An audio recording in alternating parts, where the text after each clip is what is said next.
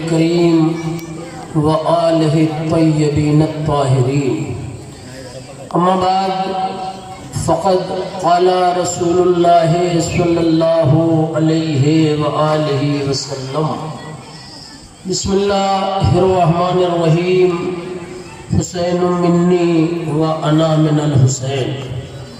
عزیزان گرامی، ہمارے ناظم صاحب کو اللہ سلامت رکھے، انہوں نے فضائل کا حق تقریر سے پہلے ادا کر دیا۔ فقط چند فقرے مصائب کے آپ کے حوالے کرنا چاہتا ہوں، دونوں کو ملا کر ایک تقریر آپ سمجھ لیجئے گا۔ مگر سرحد کربلا تک جانے کے لیے دو چار لفظیں درکار ہیں، دو چار لفظوں کا سہارا لینا ہے کہ براہ راست بھی مصائب پڑھا جا سکتا ہے، مگر بیٹھے ہوئے مجمع کو یہ بھی بتانا ضروری ہے کہ آج عظمتوں کے کس مرحلے پر حسین ابن علی کی ذات گرامی، عظمتوں کے کس واقعی آخری منظر پر حسین ابن علی نظر آ رہے ہیں۔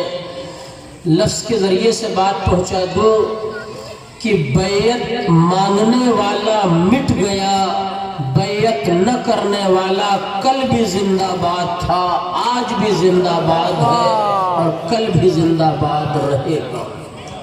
اس میں کوئی شک نہیں کہ ادھر فلک پر ہلال محرم نظر آیا اور ہماری بستیوں میں سوگ اور غم کا بادل منڈانے لگتا ہے، اور روزانہ الگ الگ علاقوں میں الگ الگ جلوس نکالا جاتا ہے۔ یہ جلوس اصل میں حسینی مشن کا سب سے بڑا رخ ہے، اور یہ انجمنوں کا آنا، یہ ماتم کرنا، یہ سارے لوگوں کا جمع ہونا، ایک لفظ میں بات پہنچا دوں کہ کل حسین کے لشکر کی تعداد حسین کو شامل کر کے شہرت عامہ کی بنیاد پر 72 تھی، مگر یہ ازادار نہیں ہے، یہ آج حسینی لشکر کے سپاہی ہیں۔ توجہ دے رہی ہے، خالی ایسا نہ سمجھے کہ یہ انجمن کا دستہ ہے، یہ ازادار ہے، یہ ماتمدار ہے، نہیں، وہ تو ہم ہیں، مگر اس مرحلہ کی یہ پورا مجمع حسینی لشکر کا سپاہی ہے۔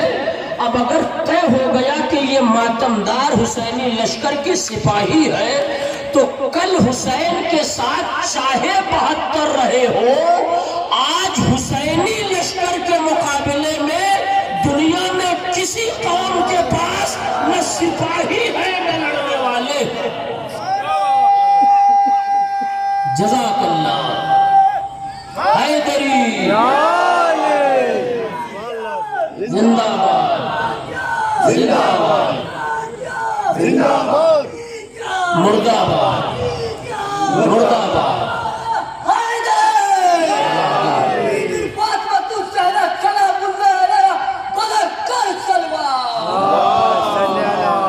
صرف درمیان میں دو لفظ یہاں سے رکھنا ہے، دو منظر کے طور پر۔ اب یہ دو لفظیں، یعنی یہ دو منظر 3 منٹ لے لیں، 4 منٹ لے لیں، ویسے بہت لمبی تقریر کا میں کبھی قائل نہیں رہا، وہ بھی جلوسوں میں۔ یہ ظاہر ہے کہ اصل بنیاد اس میں مصائب کی ہوتی ہے، اس میں کمی نہ ہونے پائے۔ صرف دو منظر مختصر طور پر یہ اپنے سننے والوں کے حوالے کر دوں کہ جیسے ہی فلک پر ہلال محرم نمودار ہوتا ہے، شرک و بدعت کے کارخانے بنجر زمین میں بھی بن جاتے ہیں۔ یہ نہ کرو حرام ہے، یہ نہ کرو شرک ہے، یہ نہ کرو بدعت ہے۔ اب یقین کریں، جہاں کہیں آبیاری کا تصور نہیں پایا جاتا، اس بنجر زمین میں بھی شرک کے بڑے بڑے کارخانے قائم ہو جاتے ہیں، کھل جاتے ہیں۔ پہلے تو ہمیں واقعی دشمن بن کے سمجھایا جاتا رہا، مگر جیسے جیسے سمجھانے والا سمجھاتا رہا، عزاداری کا مرحلہ بڑھتا رہا۔ توجہ چاہتا ہوں، دنیا نے اسے دبانا چاہا، یہ طوفان نوح بن کر کائنات پہ چھاتی چلی گئی۔ طوفان نوح بن کر کائنات کی پوری منزلوں پہ چھا گئی۔ تو پھر دوست بن کے سمجھایا جانے لگا کہ صاحب ٹھیک ہے، امام حسین شہید ہو گئے، امام حسین قتل ہو گئے، ہم بھی امام حسین کے غم میں برابر کے شریک ہیں. نہیں توجہ دے آپ, میں نے یہ لفظ یوں ہی نہیں استعمال کی ہے, ہم بھی امام حسین کے غم میں برابر کے شریک ہیں. لہذا کب تک امام حسین کے نام پر لگائیے گا؟ حالات بڑے خراب ہو گئے, زمانہ بڑا خراب ہو گیا, بچائیے بچائیے بچائیے, کل کے کام آئے گا بچا ہوا پیسہ. کیا ضروری ہے امام حسین پر اتنا لگا دیا جائے؟ بچائیے. یہ بچانے کا شور اتنا اٹھایا گیا کہ چاہے خود نہ بچیے مگر بچائیے. چاہے خود نہ بچیے مگر بچائیے. میں نے کہا ٹھیک ہے بھائی, آپ بچا رہے ہو, آپ کو مبارک ہو, ہم لگا رہے ہیں تو پریشانی ہمیں ہونا چاہیے, آپ کو پریشانی کیوں ہے؟ لفظ میری پہنچنا چاہیے میرے بچوں پر. آج ہم نام حسین پر غیروں کے آگے ہاتھ نہیں پھیلاتے, جو خرچ ہوتا ہے وہ ہمارا ہوتا.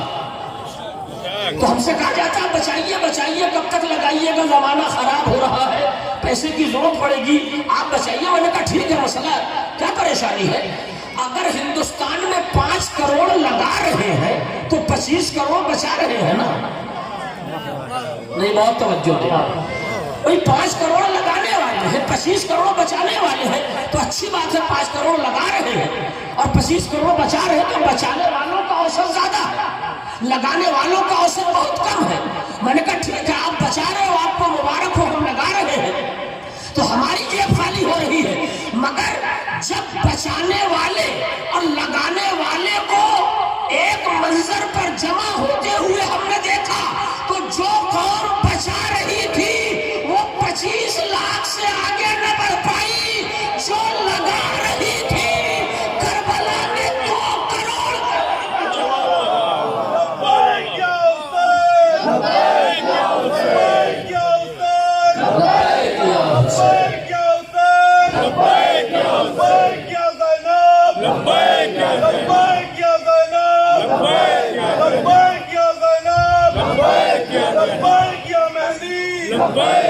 لبیک یا مہدی, لبیک یا مہدی, حیدری. میری آنکھوں میں دیکھ کر آنسو, میری آنکھوں میں دیکھ کر آنسو, ان کی آنکھوں کی نیند اجڑتی ہے. میری آنکھوں میں دیکھ کر آنسو, ان کی آنکھوں کی نیند اجڑتی ہے. ارے کس طرح جائے گا وہ جنت میں, کس طرح جائے گا وہ جنت میں؟ کربلا راستے میں پڑتی ہے. شکر گزار, باتیں بہت سی تھی, آخری بات سن لیجئے. 1.5 سے 2 منٹ کے اندر مصائب کی سرحدوں پر آنا چاہتا ہوں. بھائی جان نے شعر سنا دیا کہ جنت راستے میں پڑتی, کربلا راستے میں ہے جنت جانے کے لیے. آج کے دور میں توجہ دیا, کچھ ذاکر, دیکھیے یہ نام بھی ہے اور پتہ بھی ہے. کچھ ذاکر کا مطلب آپ اچھی طرح سمجھ رہے ہیں کہ وہ بیچارے بڑی کوشش میں لگے ہوئے ہیں کہ یزید کو جہنم سے کھینچ کے جنت کی طرف لے آئے. بڑی ہمدردی کا اظہار ہو رہا ہے. حالانکہ ایسے لوگوں کو اپنے ملک میں آنے کا بھی, توجہ دے آپ, اپنے ملک میں بھی نہیں آ سکتے. امام حسین نے وہ سزا دے دی کہ ملک میں نہیں آ سکتے. نہیں, شاید میری بات نہیں پہنچی, میں زیادہ وضاحت نہیں کروں گا. تو بہت سے ایسے ذاکر ہیں جو یزید کو جہنم سے کھینچ کر جنت کی طرف لانا چاہتے ہیں. یہ زمین آپ کے عقیدے پر گواہ بن جائے گی. اگر آپ نظم سمجھ رہے ہیں تو نثر تو اور آسان ہے. یہ طے ہے کہ اس طرح کے جتنے ذاکر ہیں یہ یزید کو کھینچ کر جہنم سے جنت تک تو نہ لا پائیں گے, یزید انہیں کھینچ کے جہنم میں لے کے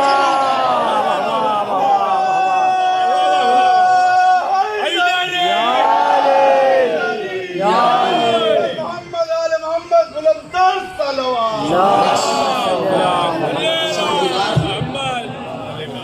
جتنی باتیں مجھے اب تک پہنچانی تھی آپ تک, کچھ باتیں پہنچا دی, کچھ بچی ہوئی ہے. نہ برسرا کا یہ میرا آخری سفر ہے، اللہ سلامت رکھے مومنین کو، جلوس منعقد کرنے والوں کو۔ بچی ہوئی بات پھر کبھی آپ کے حوالے کر دی جائے گی۔ کربلا مولانا صاحب کی صحت و سلامتی کے لیے بآواز بلند صلوات۔ ختم کر دی میں نے تقریر، اب آپ آئیے۔ یزید اسلامی اعتبار سے، عقیدہ اسلامی کے اعتبار سے کس منظر پر ہے؟ اپنی تقریر کا ماحصل آپ کے حوالے کر رہا ہوں، ٹھیک ہے؟ یزید عالم اسلام کی نگاہ میں کس منظر پر ہے؟ میں کسی شیعہ کتاب کی بات نہیں کر رہا ہوں۔ احمد ابن حنبل مسلمانوں کے امام، ٹھیک ہے؟ ان کے بیٹے عبداللہ نے اپنے باپ جو مسلمانوں کے امام ہیں ان سے پوچھا، بابا آپ کا یزید کے بارے میں کیا خیال ہے؟ تو جواب سنیں گے۔ احمد ابن حنبل کہتے ہیں، بیٹا ذرا سا وضاحت کرو، کیا سمجھنا چاہتے ہو؟ یزید ایک ایسی دنیا کا نام ہے جہاں بڑی بد خیالیاں پائی جاتی ہیں۔ توجہ دے آپ، یہ مسلمانوں کے امام کا یہ فقرہ ہے، احمد ابن حنبل کا فقرہ، وہ بھی بیٹے کے جواب میں۔ بیٹے نے کہا صرف ایک بات پوچھنا چاہتا ہوں۔ کہا پوچھو میرے لال۔ کہا کیا یزید پر لعنت ہو سکتی ہے؟ یعنی کہ اپنا فقرہ نہیں پڑھ رہا ہوں، احمد ابن حنبل کا فقرہ جو مسلمانوں کے امام ہیں، ان کے بیٹے عبداللہ نے پوچھا، بابا آپ بتائیں کیا یزید پر لعنت ہو سکتی ہے؟ تو باپ نے بیٹے کو حیرت سے دیکھ کے ایک فقرہ کہا، میرے لال جس پہ خدا لعنت کر رہا ہو اسے قوم کہے۔ جب کہا روزہ امن لبیک شیخ نور نے، جب کہا روزہ امن لبیک شیخ نور نے، جب کہا روزہ امن لبیک شیخ نور نے، حلق اسماعیل پہ شمشیر الٹی ہو گئی۔ جب کہا روزہ امن سب لبیک شیخ نور نے، حلق اسماعیل پہ شمشیر الٹی ہو گئی۔ ابن مرجانہ تیری تقریر الٹی ہو گئی، ابن مرجانہ تیری تقریر الٹی ہو گئی تو بھیجتا ہے تجھ پہ لعنت تیرا بیٹا یزید، بھیجتا ہے تجھ پہ لعنت تیرا بیٹا یزید، دیکھ تیرے خون کی تاثیر الٹی ہو گئی۔ بس شکر گزار ہوں، ظاہر ہے کہ یہ مجمع زمین میں بیٹھا ہے، اسے بہت دیر تک زحمت دیتے ہوئے مجھے اچھا نہیں لگتا، مگر اس مجمع کو حوصلہ ملا ہے کربلا کی اس شام غریبہ سے جہاں حسین کے بچے خیمے کے جل جانے کے بعد کربلا کی راکھ پر بیٹھے رہے۔ مسائل میں اپنے اعتبار سے کمی نہیں کرتا، 5 منٹ مسائل پڑھوں گا، 5 منٹ کافی ہے۔ اگر مسائل کی لفظیں دل کی گہرائی میں اتر جائے گی تو ہر آنکھ میں آنسو آ جائے گا۔ اے مادر حسین زہرا، جنت البقیع کی ٹوٹی ہوئی قبر کو چھوڑ کر بی بی آؤ۔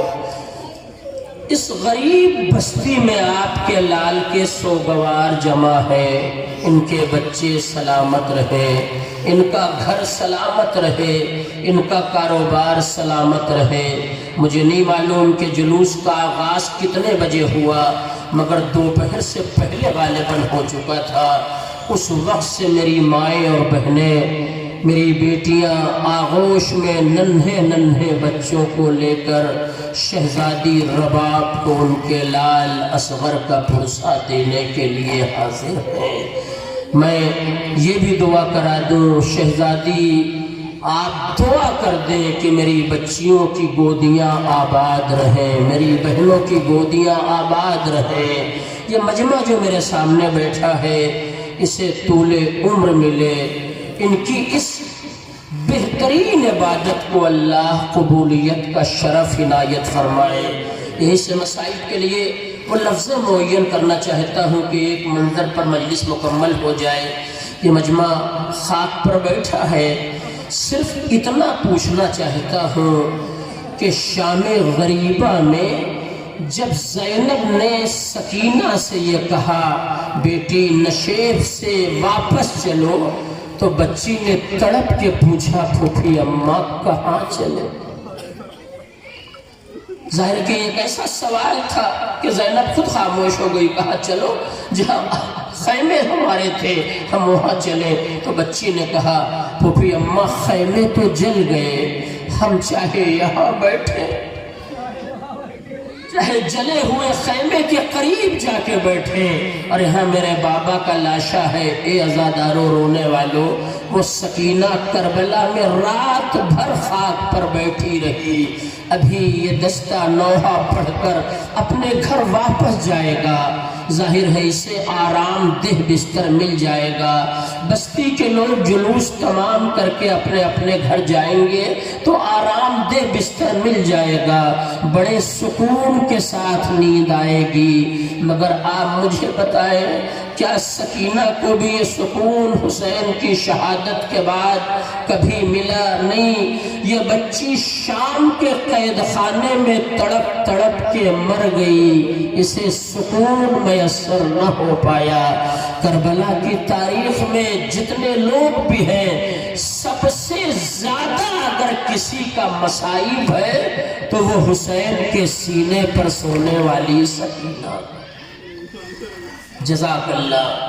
میں دعا کر رہا ہوں پروردگار، میں مصائب کربلا پڑھنا چاہتا ہوں، میری زبان کو اثر دے دے۔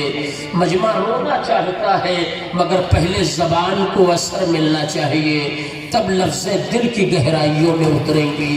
میں بہت چیخ کر مصائب نہیں پڑھتا، اسی لہجے میں گفتگو کو تمام کر دوں گا۔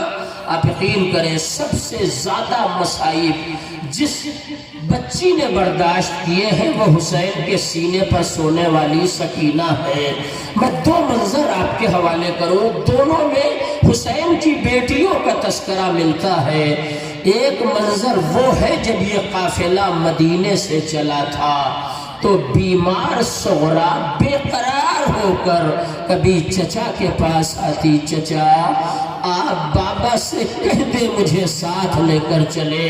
کبھی پھوپھی اماں کے پاس آتی ہے، پھوپھی اماں آپ کی بات بابا ٹالا نہیں کرتے، رد نہیں کرتے، آپ کہہ دیجئے بابا مجھے ساتھ لے کر چلے۔ مگر حسین کی کیا مصلحت تھی مجھے نہیں معلوم۔ ہاں، اس کرب و بے چینی کو میر انیس نے دو مصروں میں واقعی عزاداروں کے حوالے کیا۔ بس یہ دو مصرع آخری منظر کے لیے، مصائب کے لیے بنیاد ہے، دل میں آ جائے تو شہزادی فاطمہ کو ان کے اجڑے ہوئے گھر کا پرسہ دے لیجئے گا۔ میر انیس نے مدینے کا منظر کھینچا تو کیا کہا، میں یہ نہیں کہتی کہ اماری میں بٹھا دو، بابا مجھے فضا کی سواری میں بٹھا دو۔ جزاک اللہ، خدا ان آوازوں پر رحمت نازل فرما۔ سنو میری ماں و بہنوں، تم شہزادی کو ان کے لال کا پرسہ دینے کے لیے آئی ہو۔ یہ میر انیس نے مدینے کا منظر ہمارے حوالے کیا۔ صغرا کہتی ہے میں یہ نہیں کہتی کہ اماری میں بٹھا دو، بابا مجھے فضا کی سواری میں بٹھا دو۔ اس کے بعد میر انیس نے کربلا میں حسین کے جانے کے وقت کا جو منظر کھینچا، وہاں بھی ایک بیٹی کا سہارا لیا۔ ظاہر ہے وہ سارے مصرے آپ کے سنے سنائے ہیں۔ میر انیس نے کربلا کا نقشہ کھینچا تو عجب فقرہ کہا کہ جب آخری منظر پر سکینہ کی ملاقات زہرا کی چکیوں کے پالے حسین سے ہوئی، اور حسین سے جو بچی نے یہ فقرہ کہا اسے میر انیس نے کن لفظوں میں، واقعی اگر دل کی گہرائی میں لفظ اتر جائے تو جب یاد کر لیجئے گا رو لیجئے گا۔ شہزادی سکینہ کہتی ہے نیند آئے گی جب آپ کی بو پاؤں گی بابا، میں رات کو مقتل میں چلی آؤں گی بابا۔ جزاک اللہ، قدرے سے ہی آپ کی آواز گریہ بلند ہو گئی۔ دن بھر کا تھکا ہوا مجمع، آنکھوں میں آنسو آ جائے، یہی تقریر کی کامیابی کا محصل ہے رونے والوں۔ کیا منظر کھینچا کہ نیند آئے گی جب آپ کی بو پاؤں گی بابا، میں رات کو مقتل میں چلی آؤں گی بابا۔ میں نے اس دنیا میں یہ منظر بھی دیکھا ہے کہ ایک صاحب سفر پہ جا رہے تھے، ان کی چھوٹی سی بچی دامن پکڑ کے کھڑی ہو گئی، بابا یا تو مجھے ساتھ لے کے چلو یا آپ رک جاؤ۔ باپ کا سفر ملتوی ہو گیا کہ اس فقرے پر پورا گھر رونے لگا۔ باپ نے سفر کو ملتوی کر دیا، پھر چلے جائیں گے، مگر بچی کی بات کو رکھ لیا۔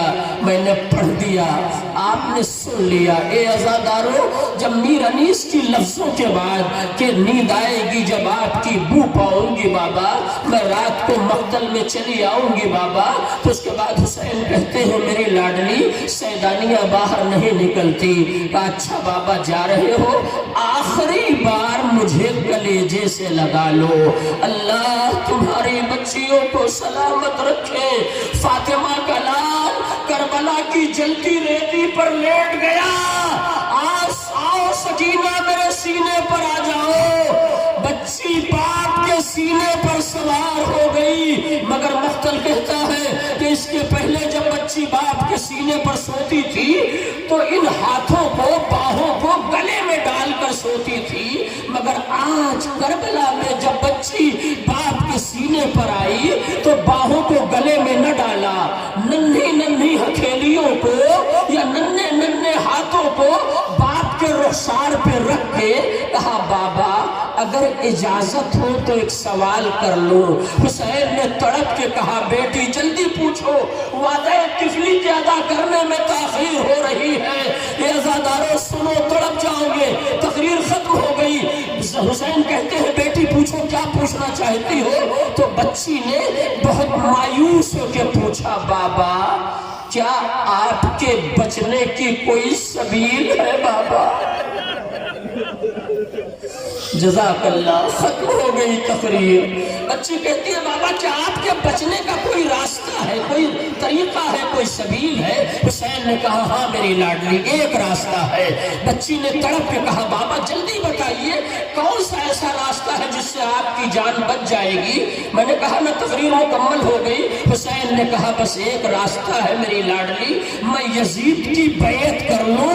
بس جیسے ہی بچی نے یہ سنا ننھے ننھے ہاتھ رخسار سے کھینچ لیا، سینے سے اتر گئی۔ اے بابا سکینہ کی محبت کا امتحان نہ لو، اے بابا خدا حافظ۔ سکینہ کربلا سے شام تک قاضیانے کھانے کے لیے تیار ہے بابا۔